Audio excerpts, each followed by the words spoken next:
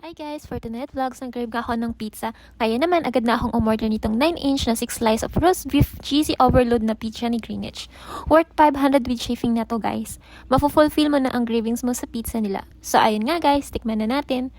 First bite, wala akong masabi guys. Kasi sa pizza ni Greenwich, ito lang talaga favorite ko kainin. Ito lang kasi kakaiba sa lahat. Kaya palagi ko tong binabalik-balikan. So ayun nga, tara kain! At alam niyo ba guys, sarap din kainin nitong dulo ng pizza kasi di siya kalasang tinapay. So yun nga guys, kainin natin tong pizza in 2 bites lang.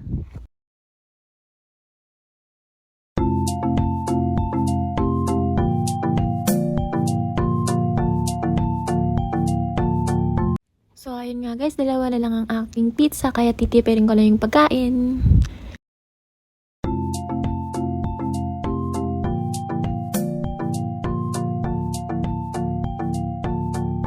So ayun nga guys, hanggang dito na lang. Paalam!